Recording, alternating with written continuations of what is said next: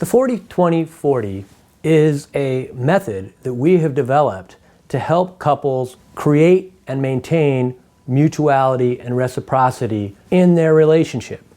It is a structured listening process where we ask people to think about the percentages of contribution, specifically caretaking and giving contributions, where we ask people not to caretake beyond 60% and not to withhold caretaking below 40% to create this 20% space of mutuality that becomes, for us, it becomes the we of our process. When we work on it, we take turns sharing, and one of us will share and the other one pretty much, just listens and tries not to engage in conversation or ask questions.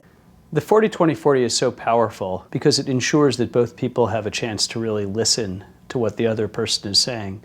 Listen non-judgmentally because the other person is speaking non-judgmentally, but also listen to what is going on in their own mind while the other person is speaking. What I found is that's an incredibly transformative experience.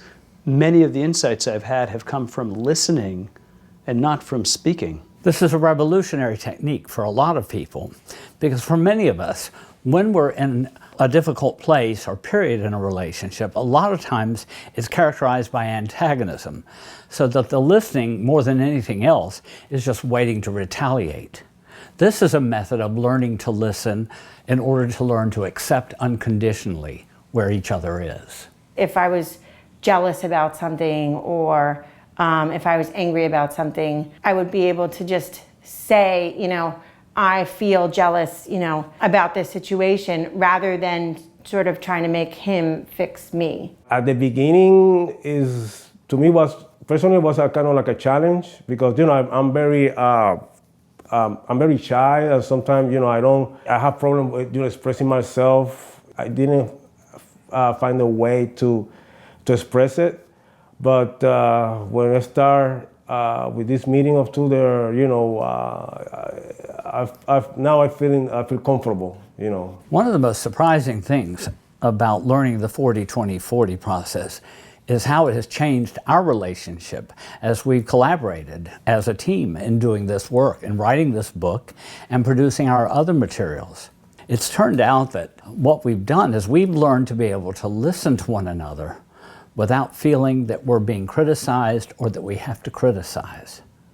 We're learning to extend to each other the hospitality of our hearts. And some of these have been very hard lessons.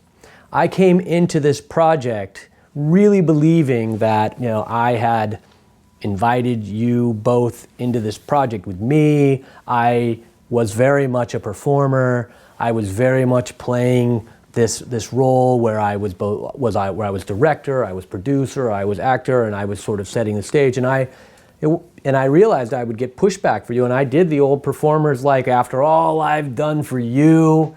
And it wasn't until we started doing the 40-20-40 among ourselves that I started to listen to how I was affecting this process and how I was hurting your feelings and how I was not allowing you to contribute to this project that is now ours.